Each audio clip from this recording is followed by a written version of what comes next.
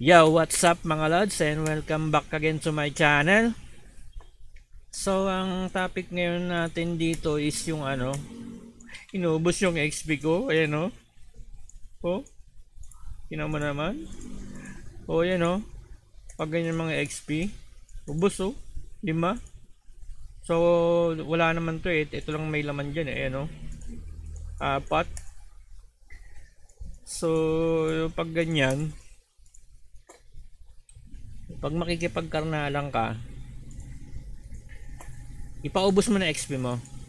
Okay lang yan. Pag mga nasa 20 to 30% yung XP mo. So basta mga abutin lang ng ng 6 na restore. Goods yan. Kahit ipaubos mo lahat yan, yung 6 na restore na yan. So wag ka magpapa XP.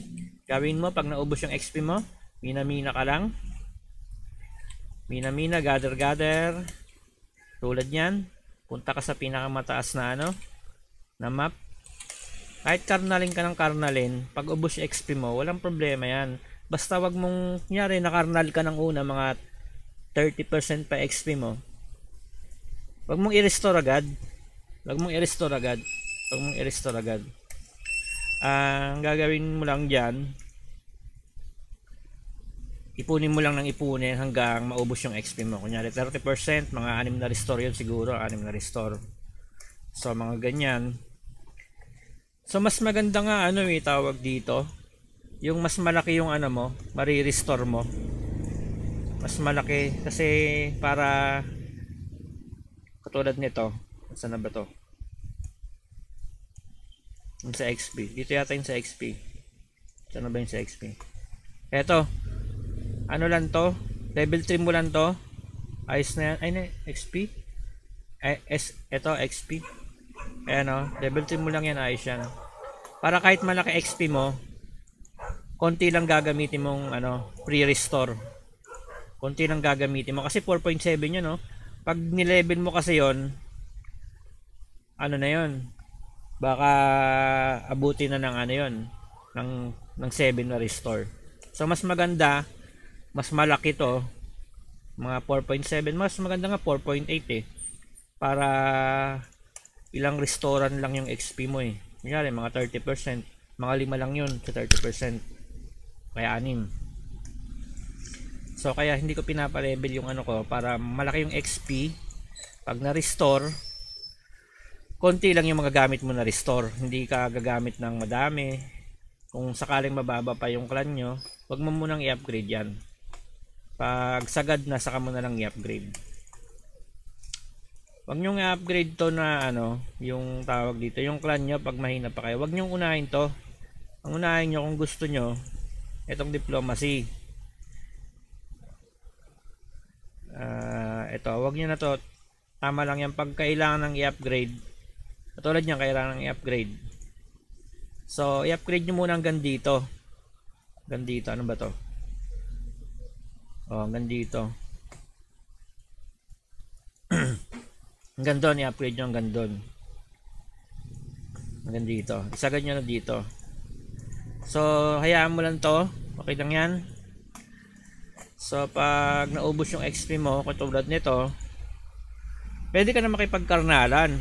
Basta wag ka lang magpapalevel kasi pag na yan, tawag dito,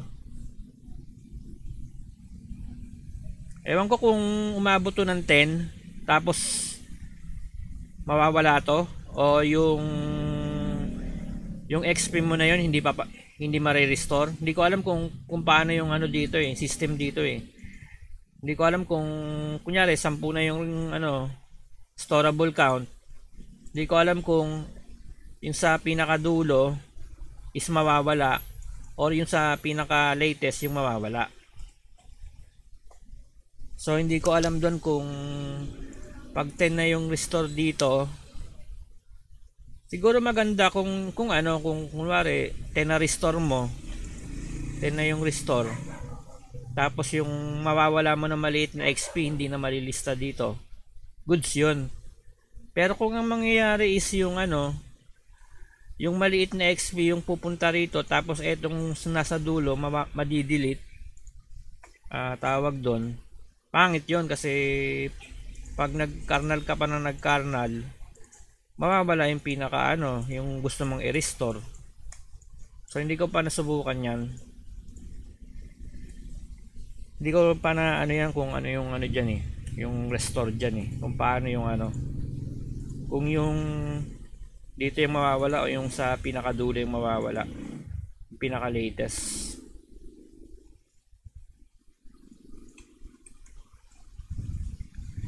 So ang gagawin nyo, yung sa akin naman, sa experience ko, sa secret pick yung maraming ano karnal. Dito ako lagi nakakarnal eh sa secret pick sa SP.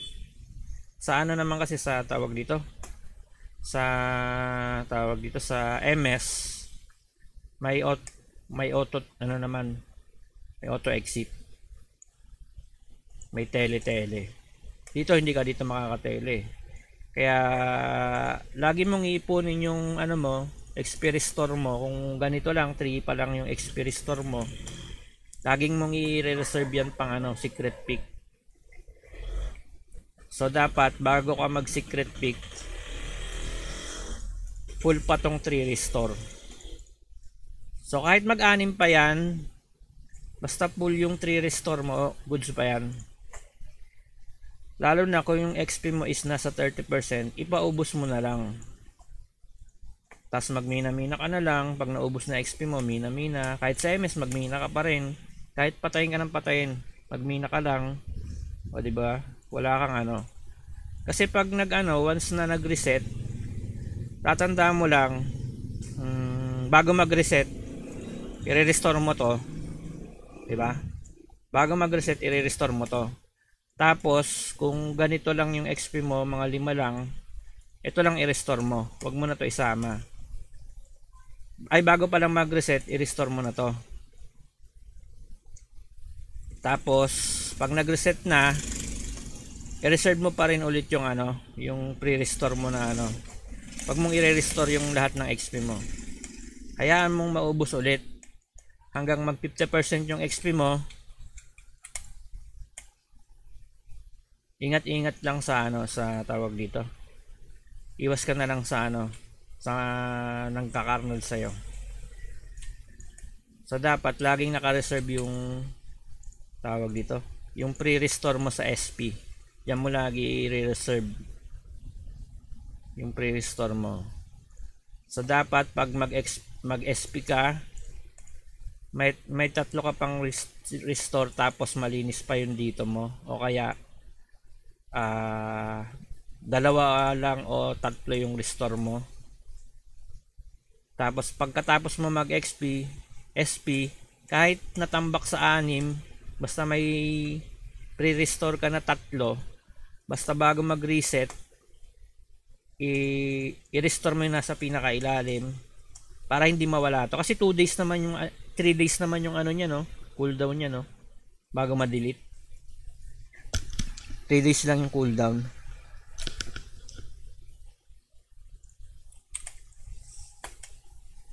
So ganyan ang ginagawa ko. Kahit 3 lang restore ko, hindi ako naman problema dito kahit 3 lang restore ko. So pag naubos yan, pwede ka makipagkarnalan, di ba?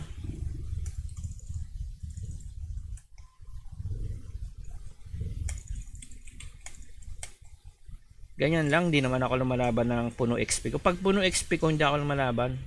Hindi ako pumapalag. Tumatakbo ako. Pag malapit na mag-level, tumatakbo ako. Saka hindi ako tawag dito. Pag puno XP ko, hindi na ako naglalakas-lakasan. pag ubos lang XP. Yon, pag ubos lang XP yon, pwede ka maglakas-lakasan. Kahit sino pa yung ano diyan, labanan mo ng labanan, di ba? Lang. At least save ka na yung XP restore mo, di ba? Huwag kang matatakot madits kasi part of the game yan. Labanan mo ng labanan.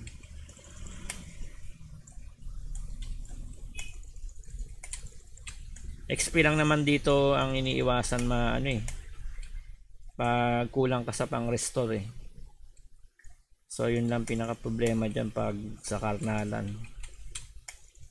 So sa ibang game naman, pangguloy lang yung karnal. Dito sa SP restore lang yung pinaka problema mo. Pag konti pa yung SP restore mo, katulad sa akin 3 pa lang, hindi pa ako nag-upgrade ng ano eh.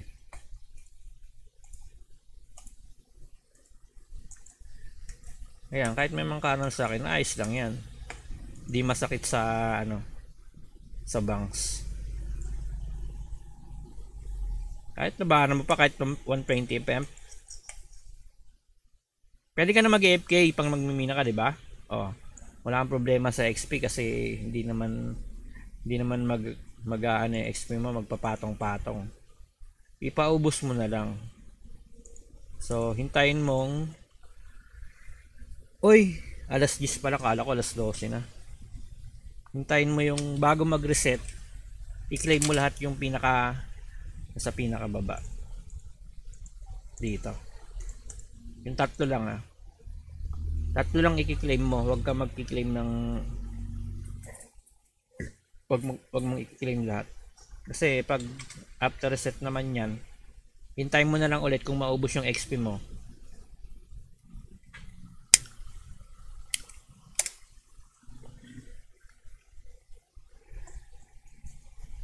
Tulad nyan, pag kinarnal ako nito, okay lang kasi wala naman akong XP.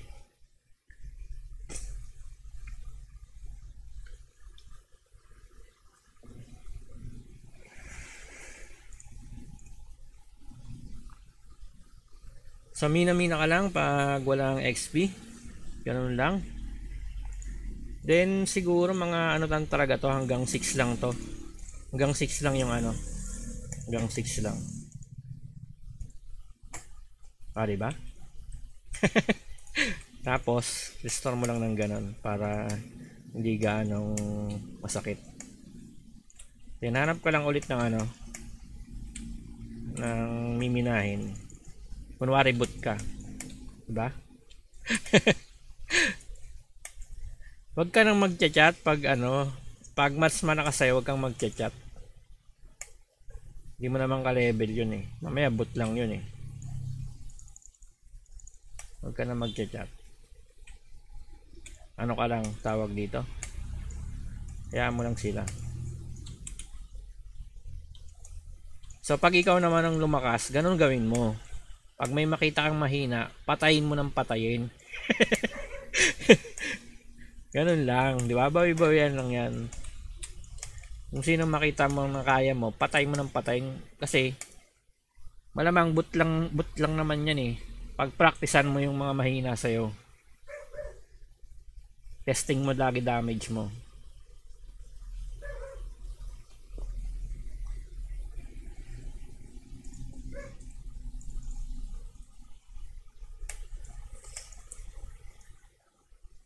Pag may makita ka kaya mo, patay mo na. Kung gusto mong ano, karnalin mo ng karnalin. Huwag kang matakot mang karnal. Kung talagang ano ka, malakas ka talaga mang karnal.